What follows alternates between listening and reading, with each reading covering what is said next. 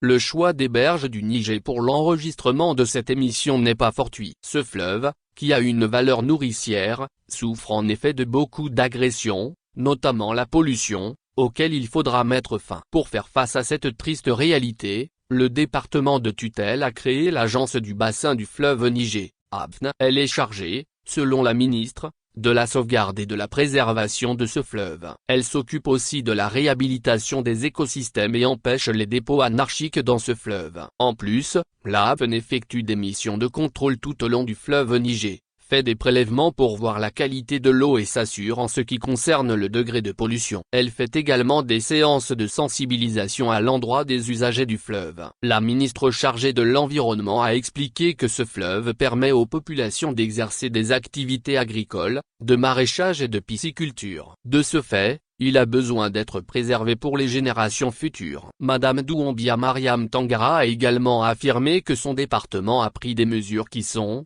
entre autres, la sensibilisation des usagers et l'adoption des ordonnances sur la pollution et des nuisances. Ces ordonnances permettent, dira-t-elle, de faire des répressions contre les pratiques illicites. À ces mesures, s'ajoutent des missions effectuées permanemment par son département pour empêcher le dragage. Des missions qui ont permis des saisies de matériel et de sanctionner les auteurs. La chef du département a aussi indiqué que des projets de réhabilitation sont en cours et vont permettre d'enlever les sédiments dans ce fleuve. Inondations et mesures préventives concernant la lutte contre les inondations, Madame Doumbia Mariam Tangara a assuré que son département a tiré les leçons de l'année dernière et que sur instruction de la hiérarchie, le ministère a anticipé en initiant des actions telles que les travaux de curage des caniveaux et des collecteurs pour prévenir et minimiser les conséquences des inondations. Pour cela, des ressources ont été mobilisées et les travaux ont déjà commencé début mai et vont prendre fin en juillet. Ces travaux de curage s'étendent sur toutes les régions affectées par les inondations de l'année dernière. La ministre a annoncé que cette année, il est prévu le curage de plus de 100 000 mètres linéaires de collecteurs et plus de 200 000 mètres linéaires de caniveaux dans le district de Bamako. Ces travaux, souligne-t-elle, sont financés par le budget national et le projet de résilience urbaine de Bamako. Elle a souligné qu'à la suite des inondations de l'année dernière, un comité de gestion des catastrophes a été mis en place et que le département de l'environnement joue un rôle important dans ce comité en s'occupant du volet assainissement. Dans le temps, Bamako s'appelait la ville coquette et aujourd'hui, Bamako a perdu cette appellation. C'est à travers ces mots que Madame Doumbia Mariam Tangara a déploré le degré d'insalubrité de notre capitale. Selon elle, le problème d'insalubrité est une question collective et individuelle qui concerne tous. Son département, rappelle-t-elle, dispose de services compétents en la matière pour y faire face. À ces services s'ajoutent les collectivités territoriales, les groupements d'intérêt économique, J. Beaucoup d'initiatives sont en cours pour que Bamako puisse retrouver son visage d'avant. Pour cela, il faut que les populations s'inscrivent dans cette démarche et adoptent des comportements éco-citoyens, exhorte-t-elle. Parmi ces initiatives, on note le concours interquartier dont le but est d'impliquer les populations dans l'assainissement et de prévenir les inondations dans la ville de Bamako. Lancé le 5 avril dernier, ce concours concerne les 6 communes de Bamako et la ville de Kati. Le concours en question a pris fin en marge de la quinzaine de l'environnement qui s'est déroulée du 5 au 17 juin. En perspective, il est prévu aussi d'organiser des concours de reboisement pour inciter les gens à planter des arbres. Parlant de la problématique des ordures, la première responsable du département de l'environnement a souligné l'insuffisance des dépôts de transit. Ce problème, dit-elle, sera résolu par la construction de 25 dépôts de transit dans la ville de Bamako par le PRUBA, un projet financé par la Banque mondiale. Aussi, le ministère envisage d'aller vers la valorisation et la transformation de ces déchets en électricité, gaz et engrais organiques.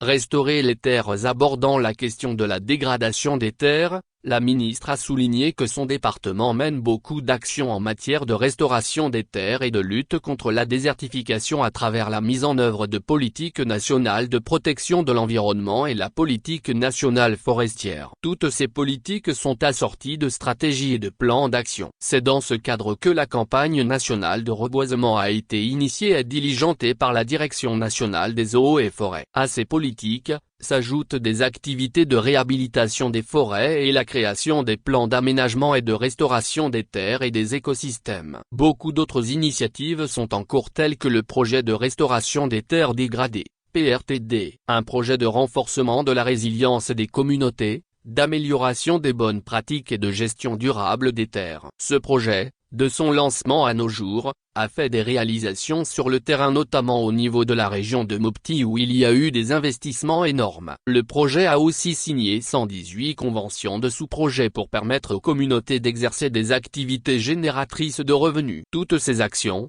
affirme la ministre, entrent dans le cadre de la résilience des communautés face aux effets néfastes du changement climatique. Madame Doumbia Mariam Tangara s'est aussi exprimée sur l'initiative Grande Muraille Verte créée par les chefs d'État de la bande sahélo-sahélienne. Une initiative qui permet de lutter contre la désertification et l'insécurité alimentaire. À cet effet, l'Agence nationale de la Grande Muraille Verte est chargée de faire le plaidoyer auprès des partenaires techniques et financiers et de mobiliser les ressources financières pour mettre en œuvre les projets de résilience et de lutte contre la désertification. D'autres sujets abordés par la ministre chargée de l'Environnement portent sur les fonds dont bénéficie notre pays. Il s'agit des fonds internationaux qui permettent aux pays touchés par les effets du changement climatique de renforcer leur résilience et d'avoir une certaine autonomie.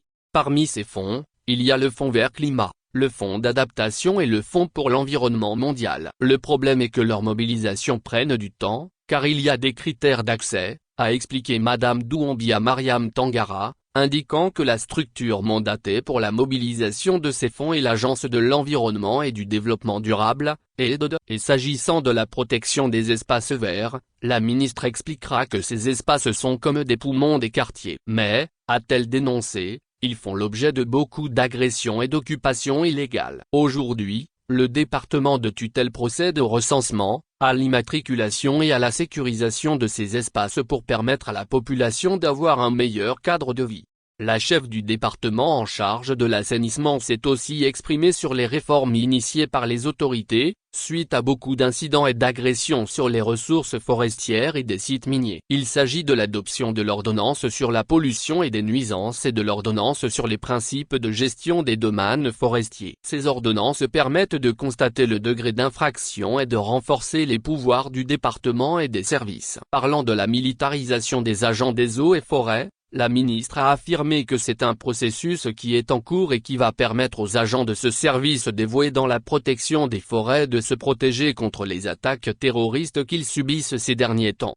Pour un meilleur cadre de vie, il faut l'implication de tous, mais aussi une bonne collaboration de tous les départements et structures impliquées dans le domaine de l'environnement et de l'assainissement. Pour cela, Madame Doumbia Mariam Tangara a invité tout un chacun à donner le meilleur de soi.